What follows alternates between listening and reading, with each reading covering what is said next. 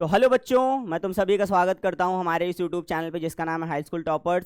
तुम सभी बच्चों के बहुत सारे कमेंट्स आ रहे थे, भैया सेकंड चैप्टर पढ़ा दीजिए, भैया सेकंड चैप्टर पढ़ा दिए। अरे क्यों टेंशन ले रहे हो? तुम्हारे रौनक भैया है ना, तुम्हारे लिए बस सेकंड चैप्टर लेके अब हम लोग आ ही गए हैं। ठीक है, सेकंड चैप्टर बेटा एक ऐसा चैप्टर है जो हम लोगों से बहुत जुड़ा हुआ है। अब मैं क्यों अपने से जुड़ा हुआ कह रहा हूँ, क्योंकि बेटा ये अपने प्रिय देश भारत का इतिहास है, और अपने देश का इतिहास जानना एक बहुत ही प्रशंसनीय बात होती है बेटा किसी देशवासी के लिए, है ना। तो बिना किसी देरी के शुरू करते हैं। मन में आ रहा है ना कि भैया जल्दी शुरू कर दीजिए, अरे चलो बिना किसी देरी के शुरू करते हैं। ठीक है बच्चों, चलो फिर शुरू करते हैं। देखो क्या है इस चैप्टर में।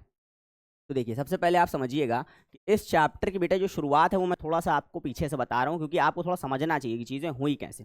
ठीक है, तो यहाँ पे बेटा समझिएगा। देखिए, ये जो आपको दिख रहे हैं ना बेटा, ये हैं आपके मंगल पांडे। कौन है बेटा? मंगल पांडे। याद रखिएगा, आपकी क्रांति की जो शुरुआत होती है ना बेटा, वो यही करते हैं। कब करते हैं? मान लीजिए आपसे पूछ लिया जाए तो आप बता दीजिएगा बेटा कि 1857 में। कब बेटा? 1857 में क्या हुआ था बेटा? आप के क्रांति की शुरुआत हुई थी। अब तुम्हारे दिमाग में आएगा, भैया हमारे बुक में तो 1914 से दिया हुआ है। सही बात है ना बेटा, आपके बुक में तो 1914 से ही दिया हुआ है। तो भैया अगर 1914 से दिया हुआ है तो 1857 से क्यों पढ़ा रहे हैं? तो देखो बेटा, हमारे पास दो क्रांतियां थी। एक क्रांति हुई थी जो कि बेटा कामयाब नहीं हो पाई थी, फिर भी उसको पढ़ना हमारे लिए बहुत ज़्यादा जरूरी है, क्योंकि हमें जानना है चीज़ें। तो देखो 1857 में क्या हुआ था बेटा? 1857 में ईस्ट इंडिया कंपनी का नाम तो आपने सुना है कि नहीं सुना है? बताइए पहले। ईस्ट इंडिया कंपनी का नाम जल्दी से कमेंट बॉक्स में बताओ, किसने किसने ईस्ट इंडिया कंपनी के बारे में सुन रखा है। ठीक है, तो देखो बेटा, ईस्ट इंडिया कंपनी बेटा एक ब्रिटेन की सेना के रूप में हमारे भारत में डिप्लॉयड थी। यानी कि ब्रिटेन की एक सेना है, वो क्या करती थी बेटा कि पूरे भारत में जितने भी भारतवासी हैं, जहां पे भी उनका उपनिवेशवाद था, जितने भी संसाधन वो इधर से उधर कर रहे थे, सारी चीज़ों का बेटा मुख्य कारण कौन था बेटा? तो आपकी east India company. East India company में बेटा इतने ब्रिटेन के सेना नहीं थी कि वो पूरे भारत पर कब्जा कर सकें। इसके लिए उन्होंने क्या किया था बेटा कि भारतीय लोगों को भी उन्होंने इस सेना में शामिल कर लिया। उसमें से बेटा एक आपके सेनानी थे मंगल पांडे जी। अब बेटा उस समय पे क्या होता था ना कि आप देख सकते हो, मंगल पांडे पांडे हैं यानी कि एक पंडित हैं, और साथ ही साथ मुसलमान लोग भी उसमें शामिल थे। और देखा जाए तो हमारे यहाँ पे बहुत सारी ऐसी चीज़ें हैं जो कि प्रोहिबिटेड हैं, यानी कि हमें वो चीज़ नहीं खानी होती हैं या हमें टच भी नहीं करनी होती। बहुत सारी चीज़ें हमारे धर्मों में लिखी हुई हैं। तो उस समय पे बेटा क्या था कि इन लोगों ने एक बहुत, यानी कि ईस्ट इंडिया कंपनी वालों ने बेटा एक बहुत ही दमनकारी तरीका निकाला। दमनकारी तरीका क्या था, इसको समझना, बहुत ध्यान से समझना। देखो हमारे पास अभी क्या है, अभी हमारे पास बेटा सेल्फ लोडिंग राइफल्स हैं, है ना। सेल्फ लोडिंग राइफल्स है जिसके अंदर क्या होती है? मैगजीन्स भरी होती हैं, वहां पे बुलेट होती है। ठीक है, बुलेट्स होती हैं हमारे पास। पहले ज़माने में बेटा भी बुलेट्स नहीं हुआ करती थी। उस समय में बेटा आयरन की एक छोटी सी बॉल होती थी, साथ ही साथ हमारे पास बारूद का ढेर होता था, यानी कि बारूद होता था हमारे पास। हम क्या करते थे कि एक राइफल होता था, उस राइफल के अंदर सबसे पहले हम उस एक छोटी सी मेटल बॉल को डालते थे। उसके बाद हम क्या करते थे बेटा कि उसमें डालते थे बारूद। बारूद डालने के बाद बेटा हम क्या करते थे? बारूद डालने के बाद क्या करते थे कि हम उसको लोड किया करते थे। अब वो जो बारूद बेटा जिस चीज में आती थी ना, उसको कहते थे कारतूस। क्या कहते थे बेटा? कारतूस। और कारतूस के ऊपर बेटा एक निप लगा होता था। अब ये क्या काम करता था? ये बेटा बारूद को बाहर आने से बचाता था। तो अंग्रेजों ने क्या किया ना कि इस निप को क्या किया बेटा? सुअर के मांस का बना। अब देखो कितनी गलत बात है, सुअर के मांस का बना दिया। अब तुम सोचो, तुमने अपने एक हाथ में लेकर रखी है राइफल और एक हाथ में तुम्हारे है मेटल बॉल। तुमने मेटल बॉल उसके अंदर डाला और अब आपको क्या करना है? कारतूस लेना है, कारतूस ओपन करना है और बारूद डालना है। तो आप क्या करोगे? उसको दांत से खींचोगे। जब आप उसे दांत से खींचेंगे तो क्या वो मांस आपके दांत में नहीं लगेगा? अरे बिल्कुल लगेगा, इसका मतलब आपने खा लिया। तो मुस्लिम और साथ ही साथ मंगल पांडे जैसे लोगों के धर्म के बिल्कुल खिलाफ बात थी। बाद में क्या हुआ बेटा कि अंग्रेजी शासन ने इन्हें आश्वासन दिलाया कि नहीं, वो सुअर का मांस नहीं है। इस बात पे मंगल पांडे ने बेटा भरोसा कर लिया, और मंगल पांडे ने उस चीज को सबसे पहले ट्राई किया। जब उन्होंने ट्राई किया तो उन्हें पता चल गया कि ये कोई रबर नहीं है, बल्कि क्या है बेटा? मांस है।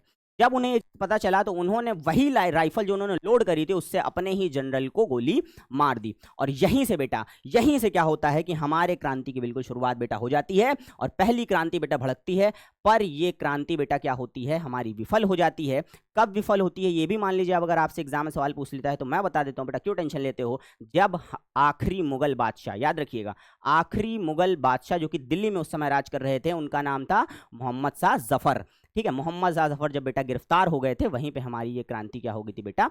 दब गई थी। लेकिन बेटा हमारे यहाँ के लोग क्या इतनी जल्दी हार मान लेंगे? अरे नहीं मानेंगे भाई। देश आज़ाद है, आज़ाद किया गया है, बहुत सारी बलिदान दिया गया है हमारे देश को आज़ाद कराने के लिए। तो उन सारी चीज़ों को पढ़ते हैं। अब हम आपके चैप्टर के हिसाब से चलते हैं। ठीक है बच्चों, चलो देखो आगे देखते हैं क्या है।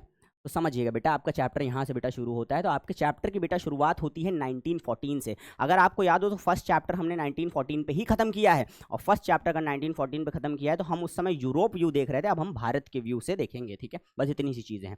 देखो क्या है समझना, प्रथम विश्व युद्ध का प्रभाव क्या क्या पड़ा समझना। तो प्रथम विश्व कब से कब तक चला भैया, 1914 से 1918 तक चला। हमें पता है इसमें दो शक्तियां लड़ रही थी, मित्र शक्तियां और केंद्र शक्तियां, ठीक है। अब भारत में इसका क्या प्रभाव पड़ा देखो समझना।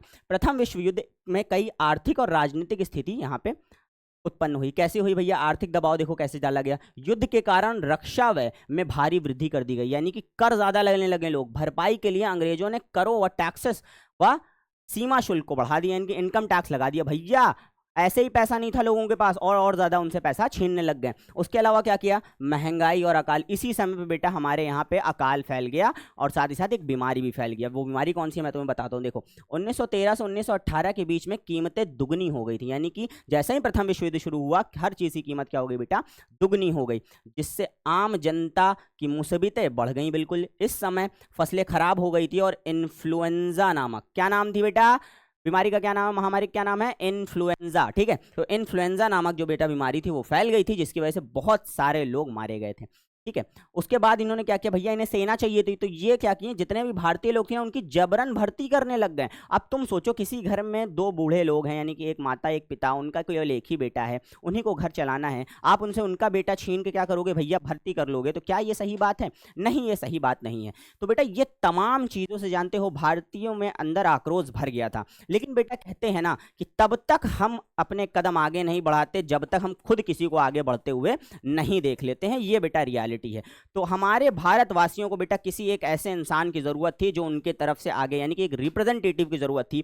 और उसी समय पे बेटा रिप्रेजेंटेटिव बन के कौन आते हैं, तो हमारे गांधी जी बनकर आते हैं, ठीक है बेटा। तो देखते हैं इस चीज को कि भैया क्या हुआ कैसे हुआ। तो देखो बेटा समझना, यहां पे क्या होता है कि देखिएगा यहाँ पे क्या होता है कि महात्मा गांधी का आगमन होता है, सत्याग्रह का आइडिया अपने साथ लेके आते हैं। कब आते हैं, तो 1915। तो अब अगर आपके एग्जाम में सवाल आता है कि गांधी जी अफ्रीका, दक्षिण अफ्रीका से वापस कब लौटे, तो आपको बताना है 1915 में लौटे, ठीक है बेटा। 1915 में दक्षिण अफ्रीका से लौट आए, जहां उन्होंने नस्ल भेदी सरकार के खिलाफ सफलतापूर्वक सत्याग्रह चलाया था। अब देखो बेटा, सत्याग्रह एक विचार था। सत्याग्रह क्या था बेटा, एक विचार था। कैसा विचार था, एक शांतिपूर्ण तरीके से अपने बात को मनवाने का एक विचार था। और नस्ल भेदी का मतलब आपको यहाँ पर नहीं समझ में आ रहा है तो मैं बता दूं बेटा, दक्षिण अफ्रीका में ना बेटा वहां पे गोरे और काले लोगों के बीच नक्सल भेदी वहां पे चल रहा था, यानी कि वो क्या कर रहे थे, वहां पे सरकार नहीं बनने दे रहे थे काले लोगों की। तो उसके खिलाफ क्या किया था बेटा, गांधी जी ने वहां पे सत्याग्रह किया था, और वहां पे सफलतापूर्वक जीत भी हासिल करी थी इन्होंने, ठीक है। अब एक चीज याद रखिएगा बेटा कि सत्याग्रह का विचार इनको कहां से आया। ये भी एक सवाल आता है कि अगर गांधी जी ने सत्याग्रह लाया तो सत्याग्रह का विचार इनको आया कैसे। कोई ना कोई कारण होगा ना सत्याग्रह का विचार आने का। तो क्या कारण था, देखो यह सत्य है कि शक्ति और अहिंसा पर आधारित था, यानी कि एक शक्ति और अहिंसा पर आधारित था। गांधी जी का मानना था कि यदि उद्देश्य सच्चा है तो दमनकारी से लड़ने के लिए शारीरिक बल की आवश्यकता नहीं है। देखो बेटा जी, मैं आपको एक चीज बहुत अच्छे से बेटा बताना चाहूंगा कि गांधी जी की एक बुक थी, क्या नाम था उसका, देखो आगे हम और इसके बारे में पढ़ेंगे, पर अभी आप जान लो, इसका नाम था हिंद स्वराज। क्या नाम था बेटा, हिंद स्वराज। तो हिंद स्वराज नाम की बेटा एक बुक थी, जिस बुक को गांधी जी ने लिखा था, और इसके अंदर लिख रखा था कि लोगों ने, जब हमारे भारत के लोगों ने अंग्रेजों का साथ दिया है, इसीलिए वो हमारे ऊपर क्या हुए हैं बेटा, कब्जा उन्होंने किया है। और इसी सत्याग्रह के विचार के बारे में भी इन्होंने इसी बुक में लिख रखा है, ठीक है बच्चों। आगे बढ़ते हैं। देखो जब ये सत्याग्रह लेके आए तो गांधी जी ने कहाँ सत्याग्रह किया, कैसे किया, ये तमाम चीजें आती हैं। तो देखिए कैसे हुआ, समझिएगा यहाँ पे।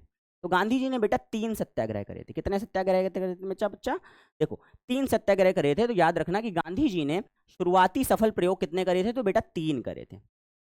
स्थानीय थे, यानी कि भारत के अंदर ही थे।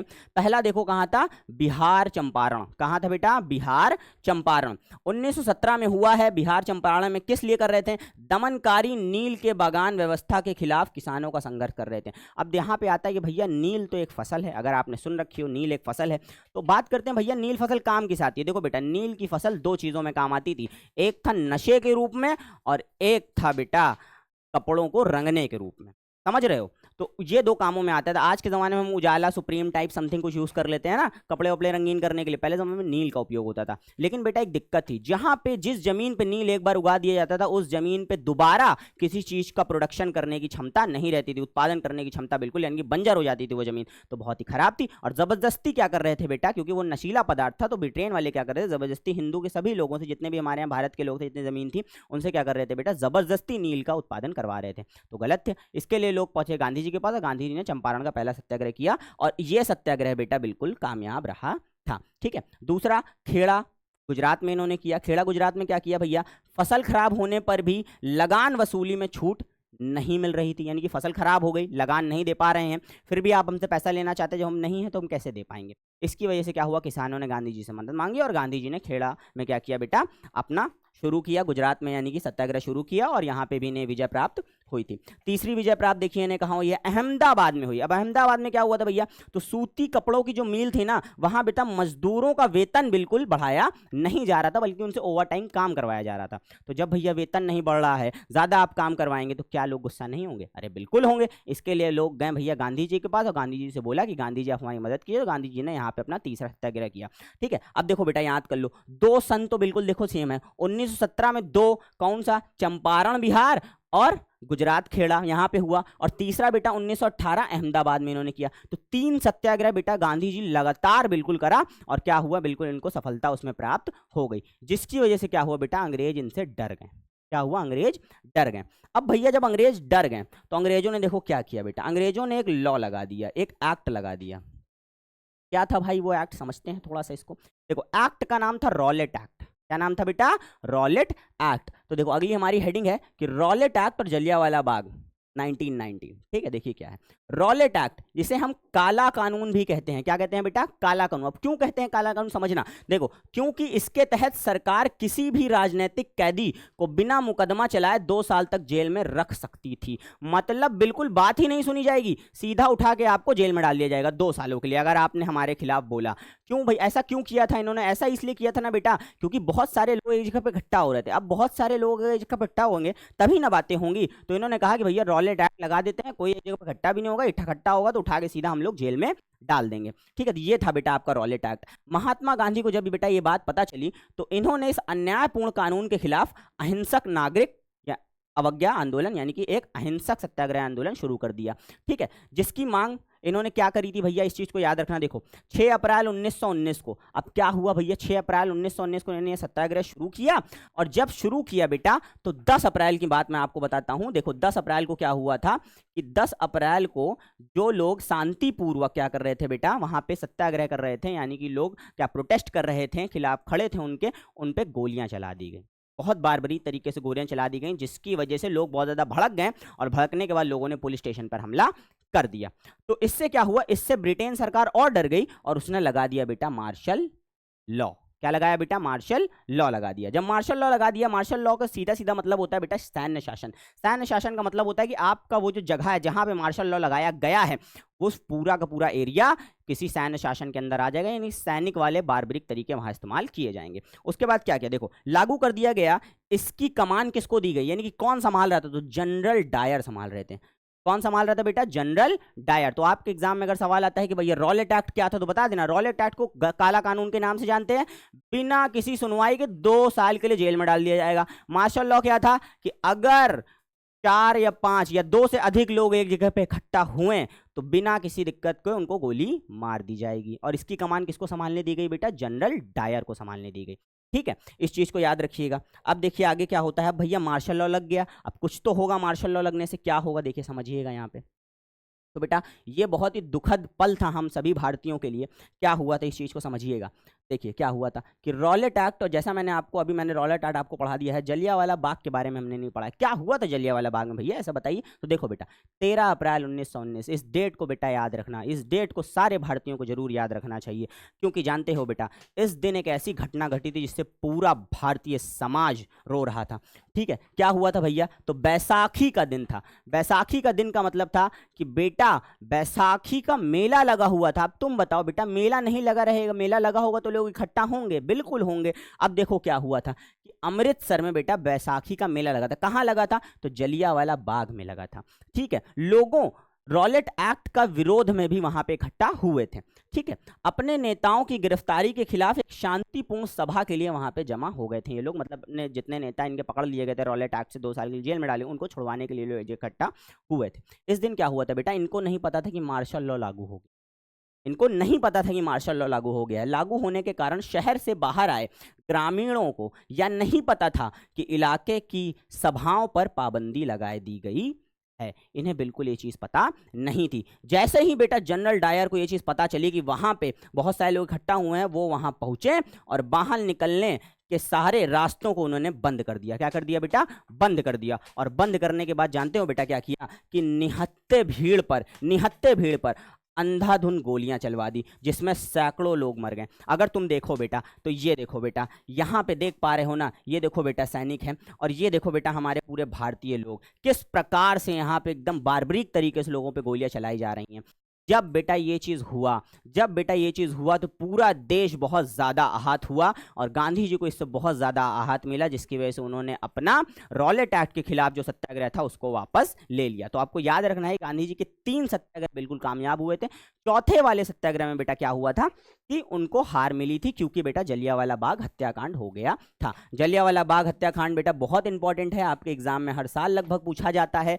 मार्शल लॉ और रॉलेट एक्ट को आपको जरूर ऐड करना है जब आप इसके बारे में लिखें, तो याद रखिएगा 13 अप्रैल 1919, डेट को जरूर याद रखना बेटा। 13 अप्रैल 1919 को क्या होता है बेटा कि जलियांवाला बाग हत्याकांड होता है, जिसमें जनरल डायर के द्वारा मार्शल लॉ के साथ क्या किया जाता है, लोगों पर बार्बरिक तरीके से गोलियां चला दी जाती हैं। ठीक है बच्चों, चलो आगे देखते हैं क्या है। तो देखो बेटा जी, यहां तक हमने जलियांवाला बाग हत्याकांड के बारे में पढ़ लिया।